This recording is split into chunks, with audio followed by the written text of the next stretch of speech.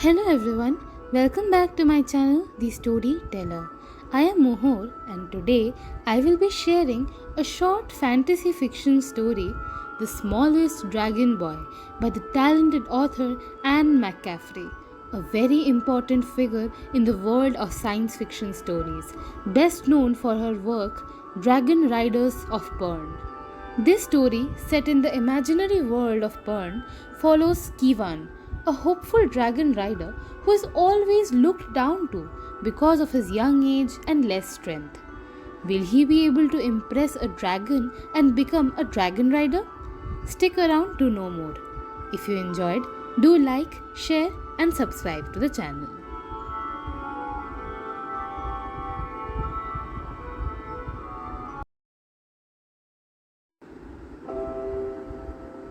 Although Kevin lengthened his walking stride as far as his legs would stretch, he couldn't quite keep up with the other candidates.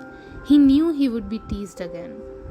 Just as he knew many other things that his foster mother told him he ought not to know, Kevin knew that Betterly, the most senior of the boys, set that spanking pace just to embarrass him, the smallest dragon boy.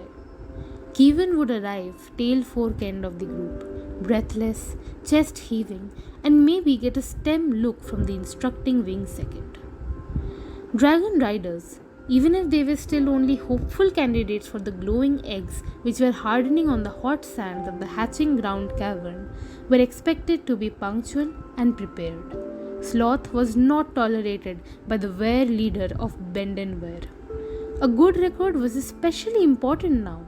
It was very near the hatching time when the baby dragons would crack their mortal shells and stagger forth to choose their lifetime companions.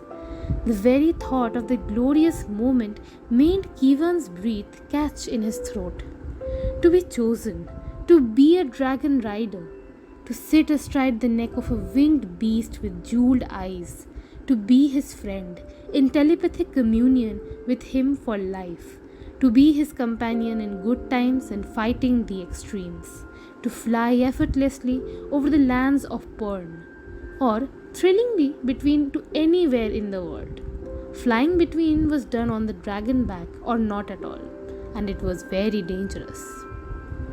Kevin glanced upward, past the black mouths of the Were caves in which grown dragons and their chosen riders lived, towards the star stones that crowned the ridge of the old volcano that was Bend and Wear. On the height, the blue watch dragon, his rider mounted on his neck, stretched the great transparent pinions that carried him on the winds of Pern to fight the evil thread that fell at certain times from the skies. The many-faceted rainbow jewels of his eyes glistened fleetingly in the greeny sun. He folded his great wings to his back, and the watch pair resumed their statue-like pose of alertness. Then the enticing view was obscured as Kevin passed into the hatching ground cavern. The sands underfoot were hot, even through heavy Were-hide boots. How the bootmaker had protested having to sew so small. Kevin was forced to wonder why being small was reprehensible.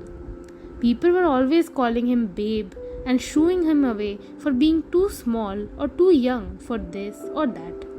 Kevin was constantly working, twice as hard as any other boy of his age, to prove himself capable. What if his muscles weren't as big as Bitterly's? They were just as hard. And if he couldn't overpower anyone in a wrestling match, he could outdistance everyone in a foot race. Maybe if you run fast enough, Bitterly had jeered on the occasion when Kevan had been goaded to boast of his swiftness. You could catch a dragon. That's the only way you will make a dragon rider. You just wait and see, Betterly. You just wait. Kevan had replied. He would have liked to wipe the contemptuous smile from Betterly's face, but the guy didn't fight fair even when a wing second was watching. No one knows what impresses a dragon. They have got to be able to find you first, babe. Yes, being the smallest candidate was not an enviable position. It was therefore imperative that Kevan impress a dragon in his first hatching. that would wipe the smile off every face in the cavern and accord him the respect due to any dragon rider, even the smallest one. Besides, no one knew exactly what impressed the baby dragons as they struggled from the cells in search for their lifetime partners.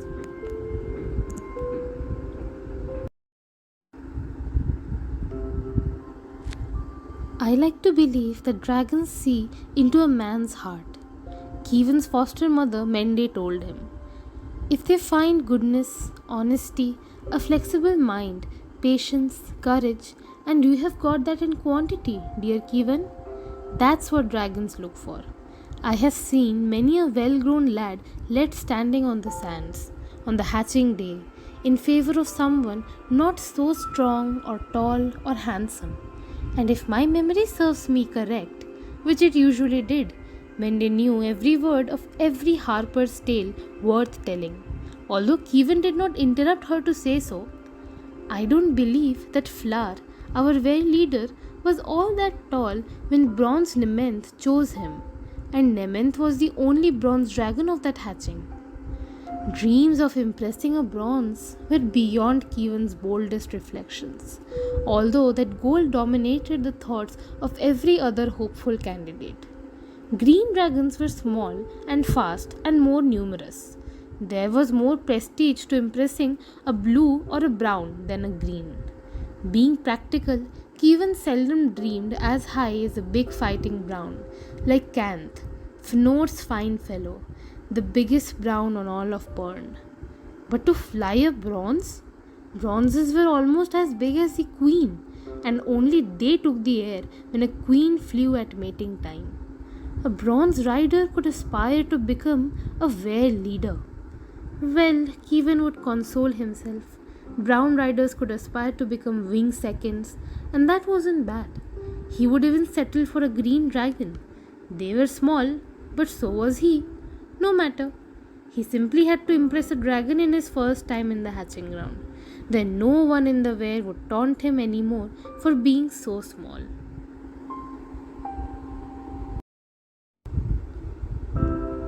Shells, Kievan thought now, but the sands are hot. Impression time is imminent, candidates, the wing second was saying as everyone crowded respectfully close to him. See the extent of the striations on this promising egg. The stretch marks were larger than yesterday. Everyone leaned forward and nodded thoughtfully. That particular egg was the one Betterly had marked as his own, and no other candidate dared, on the pain of being beaten by Betterly at his first opportunity, to approach it. The egg was marked by a large yellowish splotch in the shape of a dragon backwinging to land, talons outstretched to grasp rock. Everyone knew that bronze eggs bore distinctive markings, and naturally, Betterly, who had been presented at 8 impressions already and was the biggest of the candidates, had chosen it. I would say that the great opening day is almost upon us, the wing second went on, and then his face assumed a grave expression. As we well know, there are only 40 eggs and 72 candidates. Some of you may be disappointed on the great day. That doesn't necessarily mean you aren't a dragon rider material, just that the dragon for you hasn't been shelled. You will have other hatchings, and it's no disgrace to be left behind an impression or two or even more. Kievan was positive that the wing second's eyes rested on Betterly, who'd been stood off at so many impressions already. Kievan tried to squinch down so the wing second wouldn't notice him. Kievan had been reminded too often that he was eligible to be a candidate by one day only. He, of all the hopefuls, was most likely to be left standing on the great day. One more reason why he simply had to impress at his first hatching. Now, move about among the eggs, the wing second said. Touch them. We don't know that it does any good, but it certainly doesn't do any harm either. Some of the boys laughed nervously, but everyone immediately began to circulate among the eggs. Betterly stepped up officiously to his egg, daring anyone to come near it. Kevin smiled because he had already touched it. Every inspection day, when the others were leaving the hatching ground and no one could see him crouch to stroke it. Kevin had an egg he concentrated on too, one drawn slightly to the far side of the others. The shell had a soft greenish blue tinge with a faint creamy swirl design. The consensus was that this egg contained a mere green, so Kevin was rarely bothered by his rivals. He was somehow perturbed then to see Butterly wandering over to him. I don't know why you're allowed in this impression, Kevin. There are enough of us without a babe, Bitterly said, shaking his head. I am of age. Kevin kept his voice level, telling himself not to be bothered by mere words. Yeah, Bitterly made a show of standing in his toe tips. You can't even see over an egg. Hatching day, you better get in front or the dragons won't see you at all. Of course, you could get run down that way in the mad scramble. No, I forgot. You can run fast, can't you? You would better make sure a dragon sees you this time, Bitterly, Kevin replied. You are almost overage, aren't you? Bitterly flushed and took a step forward, hand half raised. Kevin stood his ground, but if Bitterly advanced one more step, he would call the wing second. No one fought on the hatching ground. Surely Bitterly knew that much? Fortunately, at that moment, the wing second called the boys together and led them from the hatching ground to start on the evening show. There were glows to be replenished in the main kitchen caverns and the sleeping cubicles, the major hallways, and the queen's apartment.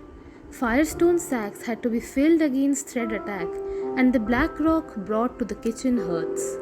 The boys fell to their shores, tantalized by the odors of roasting meat.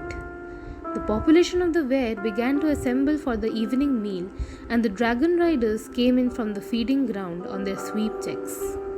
It was the time of the day Kevin liked the best. Once the chores were done, but before dinner was served, a fellow could often get close enough to the dragon riders to hear their talk. Tonight, Kevin's father, Klast, was at the main dragon rider table. It puzzled Kevin how his father, a brown rider and a tall man, could be his father, because he, Kevin, was so small.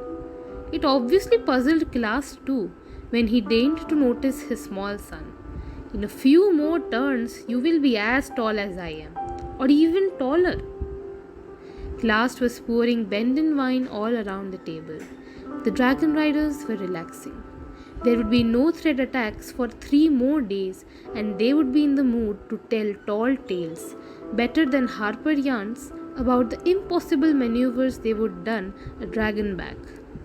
When thread attack was closer, their talks would change to a discussion of tactics of evasion, of going between, how long to suspend there until the burning but fragile thread would freeze and crack and then fall harmlessly off the dragon and man.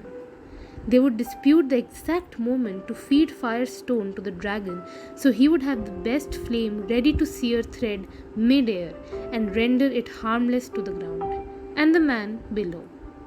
There was such a lot to know and understand about being a dragon rider that sometimes Kevin was overwhelmed. How would he ever be able to remember everything he ought to know at the right moment? He couldn't dare ask such a question. This would only have given additional weight to the notion that he was too young yet to be a dragon rider.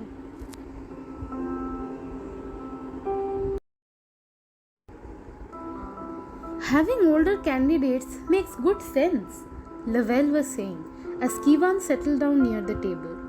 Why waste 4 to 5 years of a dragon's fighting prime until his rider grows up enough to stand the rigors? Lavelle had impressed a blue of Ramoth's first clutch. Most of the candidates thought Lavelle was marvelous because he spoke up in front of the older riders, who awed them. That was well enough in the interval when you didn't need to mount the full wear complement to fight the thread. But not now. Not with more eligible candidates than ever. Let the babes wait.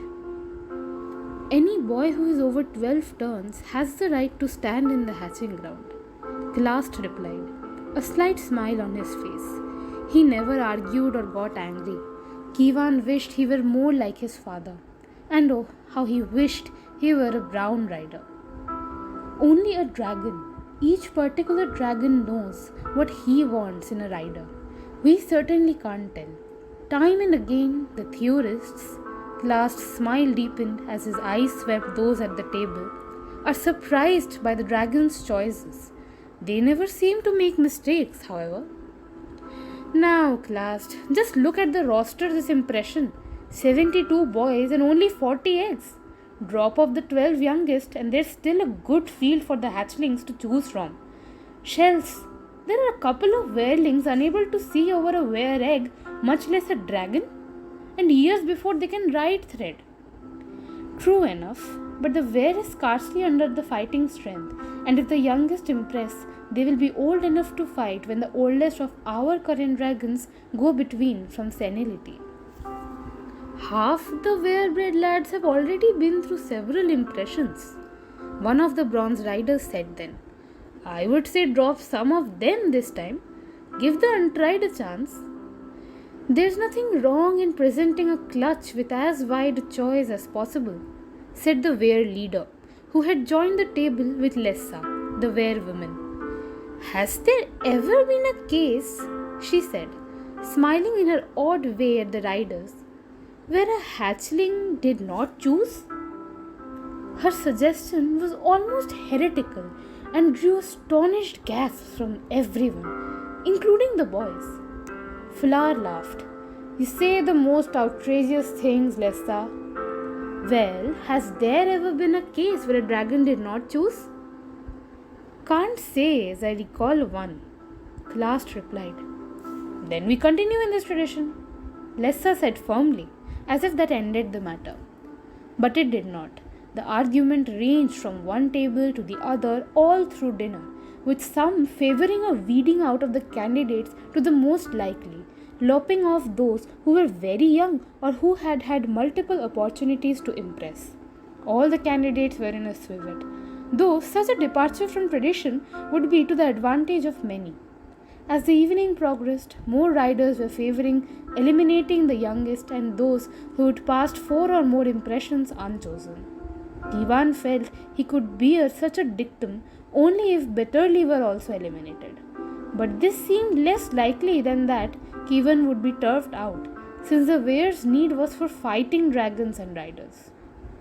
By the time the evening meal was over, no decision had been reached, although the were leader had promised to give the matter due consideration. He might have slept on the problem, but few of the candidates did.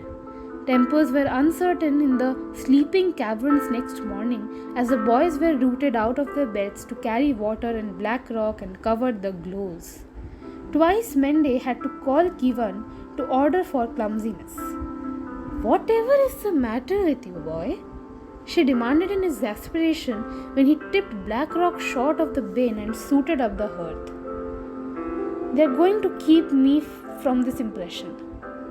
What? Mende stared at him. Who? You heard them talking at dinner last night. They are going to turf the babes from the hatching.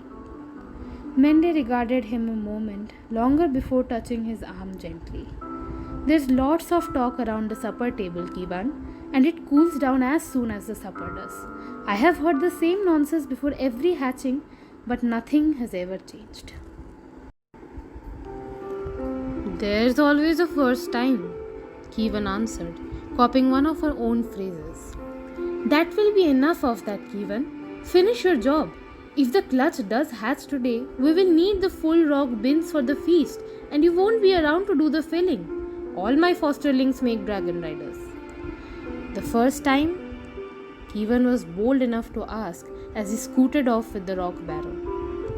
Perhaps, Kivan thought later, if he hadn't been on that chore just when Betterly was also fetching black rock, things might have turned out differently.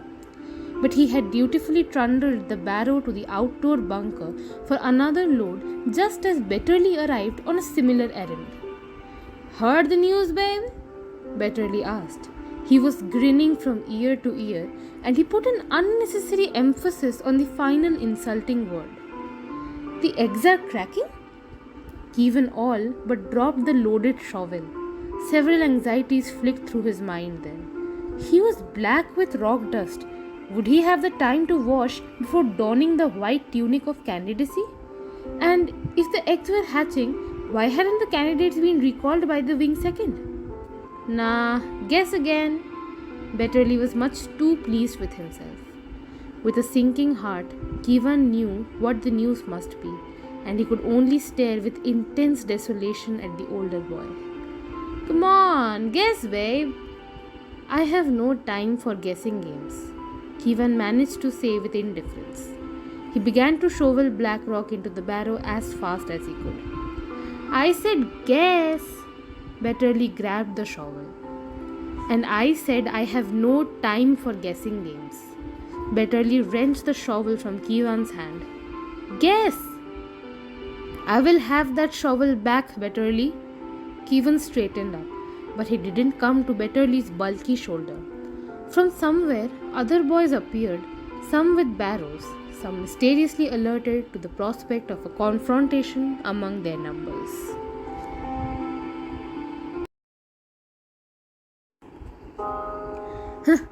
Babes don't give orders to candidates around here, babe. Someone sniggered, and Kevin, incredulous, knew that he must have been dropped from the candidacy. He yanked the shovel from Betterly's loosened grasp. Snarling, the older boy tried to regain possession, but Kevin clung with all his strength to the handle, dragged back and forth as the stronger boy jerked the shovel about. With a sudden, unexpected movement, Betterly rammed the handle into Kevin's chest, knocking him over the barrow handles. Kevin felt a sharp, painful jab behind his left ear, an unbearable pain in his left shin, and then a painless nothingness. Mende's angry voice roused him, and startled, he tried to throw back the covers, thinking he would overslept. But he couldn't move. So firmly was he tucked into his bed. And then the constriction of a band-aid on his head and the dull sickishness in his leg brought back the recent occurrences. Hatching? He cried. No, lovey, Mende said in a kind voice. Her hand was cool and gentle on his forehead. Though there's some as won't be at any hatching again. Her voice took on a stern edge. Kevin looked beyond her to see the were-woman, who was frowning with irritation. Kevin, will you tell me what occurred at the Black Rock bunker? Asked Lessa in an even voice. He remembered bitterly now, and the quarrel over the shovel, and what had Mende said about some not being at any hatching? Much as he hated bitterly, he couldn't bring himself to tattle on Betterly and force him out of candidacy. Come, lad, and a note of impatience crept into the were-woman's voice. I merely want to know what happened from you two. Mende said she sent you for the Black Rock. Betterly and every wailing in the cavern seems to have been on the same errand. Then what happened? Betterly took my shovel, and I hadn't finished with it. There's more than one shovel. What did he say to you? He'd heard the news. What news? The were-woman was suddenly amused. That there've been changes. Is that what he said? Not exactly. What did he say then? Come on, lad. I have heard from everyone else, you know. He said for me to guess the news. And you fell for that old gag? The were-woman's irritation returned. Consider all the talk last night at supper, Lessa, Mende said. Of course the boy would think he would been eliminated. In effect he is, with a broken skull and leg. And Lessa touched his arm in a rare gesture of sympathy. Be that as it may, Kevin, you'll have other impressions. Betterly will not. There are certain rules that must be observed by all candidates, and his conduct proves him unacceptable to the were. She smiled at Mende and then left. still a candidate? Kivan asked urgently. Well, you are and you aren't, Lovey, his foster mother said. Is the numbweed working? She asked, and when he nodded, she said, You just rest. I will bring you some nice broth. At any other time in his life, Kivan would have relished such cosseting. But now, he just lay there worrying. Betterly had been dismissed. Would the others think it was his fault? But everyone was there. Bitterly provoked that fight. His worry increased because although he heard excited comings and goings in the passageway, no one tweaked back the curtain across the sleeping alcove he shared with 5 other boys. Surely one of them would have to come in sometime. No, they were all avoiding him. And something else was wrong. Only he didn't know what.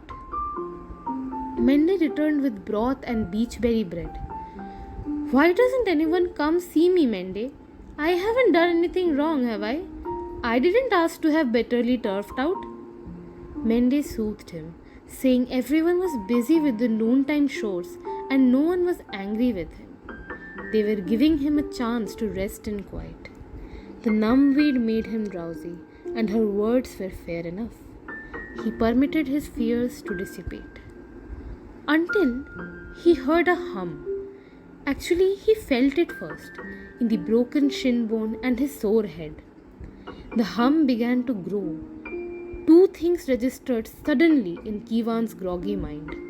The only white candidate's robe still on the pegs in the chamber was his, and the dragons hummed when a clutch was being led or being hatched. Impression! And he was flat abed. Bitter disappointment turned the warm broth sour in his belly. Even the small voice telling him that he would have other opportunities failed to alleviate his crushing depression. This was the impression that mattered.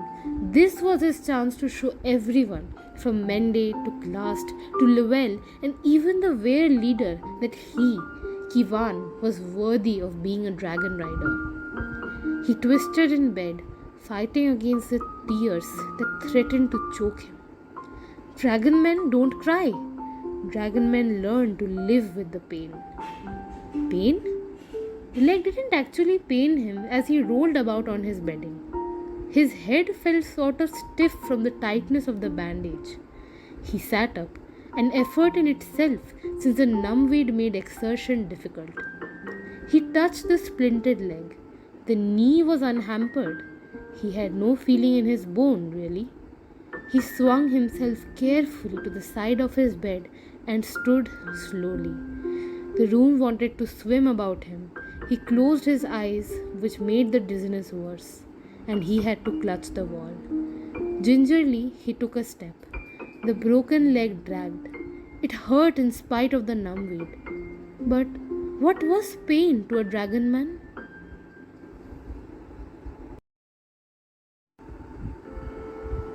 No one had said he could not go to the impression. You are and you aren't were Mende's exact words.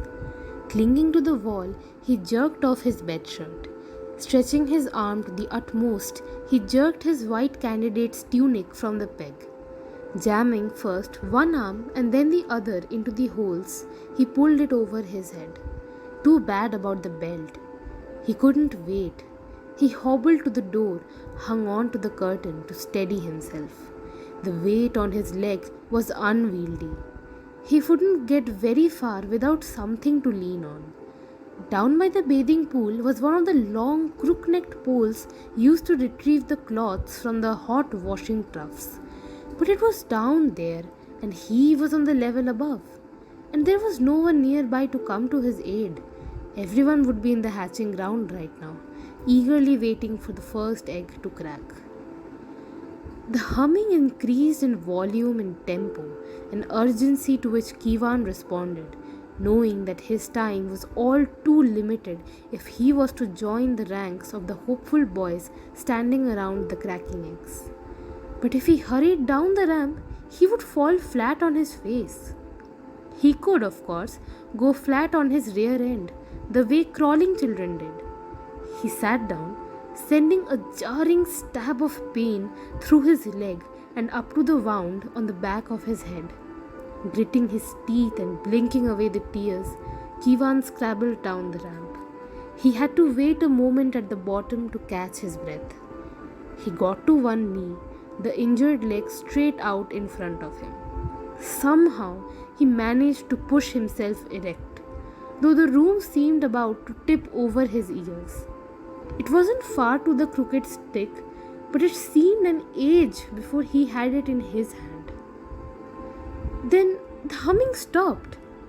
Kivan cried out and began to hobble frantically across the cavern, out to the bowl of the weir. Never had the distance between the living caverns and the hatching ground seemed so great. Never had the weir been so breathlessly silent. It was as if the multitude of people and dragons watching the hatching held every breath in suspense. Not even the wind muttered down the steep sides of the bowl. The only sounds to break the stillness were Kivan's ragged gasps and the thump-thud of his stick on the hard-packed ground. Sometimes he had to hop twice on his good leg to maintain his balance. Twice he fell into the sand and had to pull himself up on the stick, his white tunic no longer spotless. Once he jarred himself so badly he couldn't get up immediately. Then he heard the first exhalation of the crowd, the oohs, the muted cheer, the sirroos of excited whispers. An egg had cracked, and the dragon had chosen his rider. Desperation increased Kivan's hobble. Would he never reach the arcing mouth of the hatching ground? Another cheer and an excited spat of applause spurred Kivan to greater effort. If he didn't get there in moments, there would be no unpaired hatchling left. Then he was actually staggering into the hatchling ground, the sands hot on his feet. No one noticed his entrance or his halting progress, and Kivan could see nothing but the backs of the white-robed candidates, 70 of them ringing the area around the eggs. Then one side would surge forward or back, and there would be a cheer.